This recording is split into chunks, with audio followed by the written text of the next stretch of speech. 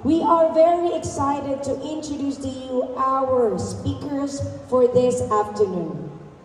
For our first speaker, she is a licensed real estate broker, licensed financial consultant, a founder of Entrepreneur Nest, founder of I Love Street Children Movement, Family Rehabilitation Program, and also a business loan consultant. Let's give a big round of applause. Would you please welcome the beautiful engineer Isel Joy Pasqua. Let's give her a big round of applause.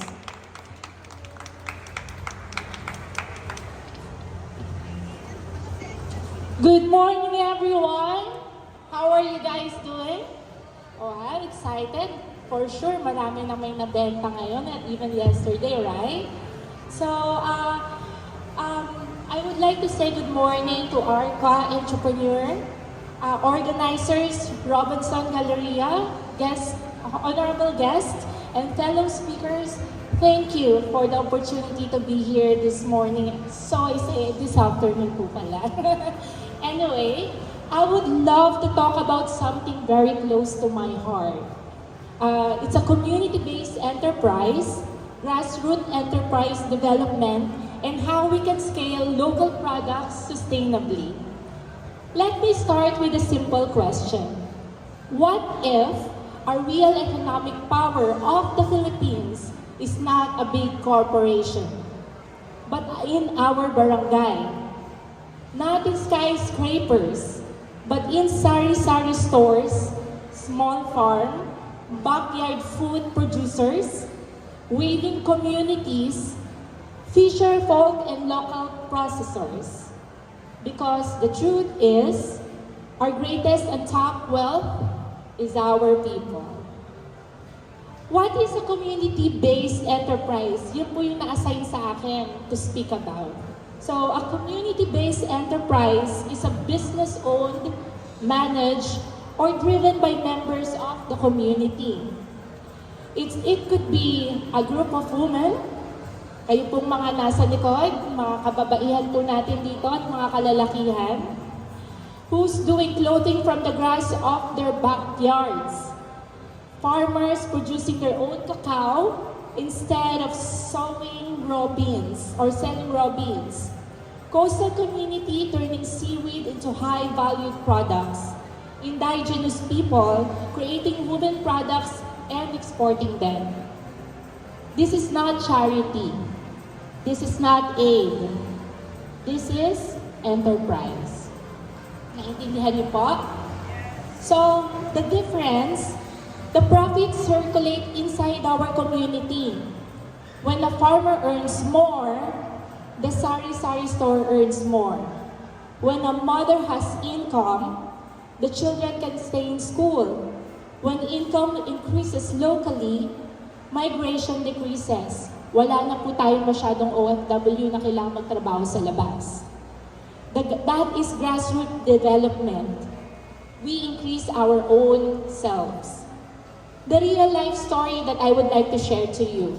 There was once a small family property which is a friend of mine owns by her family, selling raw sugarcane to middlemen.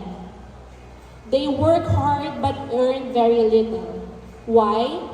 Because they were only selling raw materials. One day, her name is from Iloilo also. She's selling molasses sugar. One day she asked herself, why don't we process this ourselves? So, she organized. They learned production. They improved packaging. They created branding. They told their story.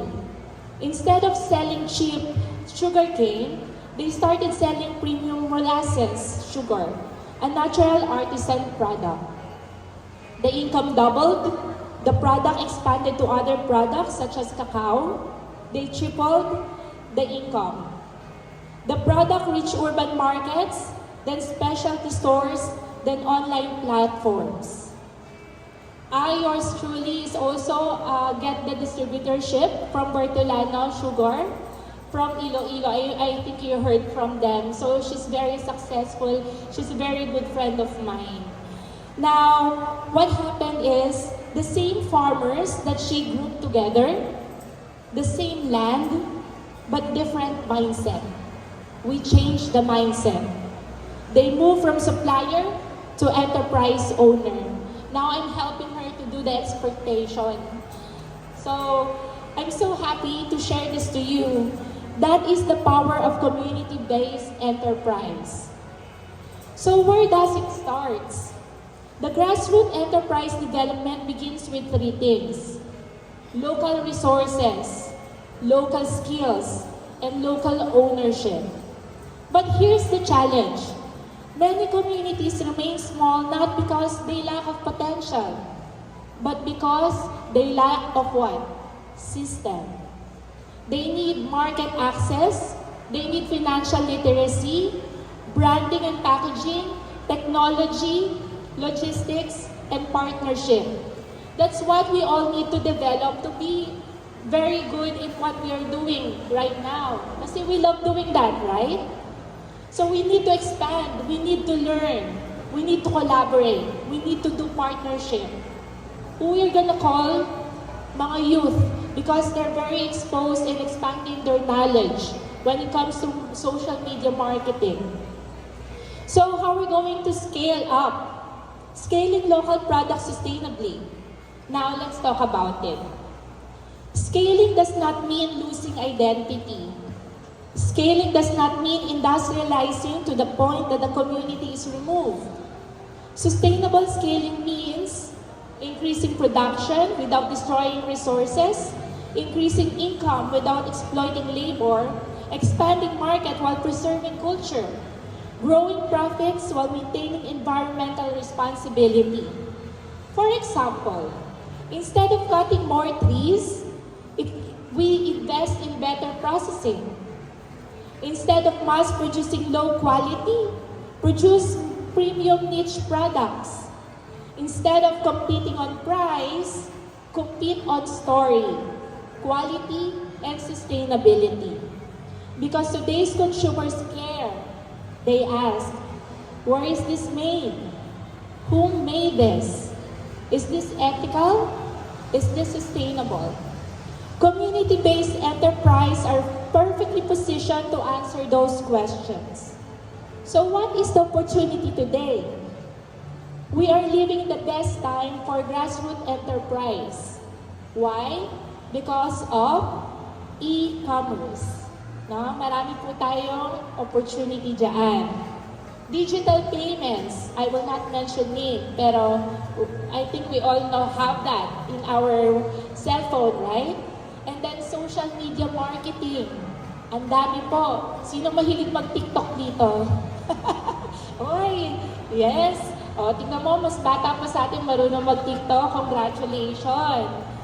So we also have logistic works. Mga Lazada, marami pa po mga nakakatulong sa atin. Even we don't reach out. So from north to south, these logistic networks can help us expand our business. You just need to learn about it. Farm-to-table movements, our event organizers, they will also help you expand your business. That's exactly what we're doing in Entrepreneur.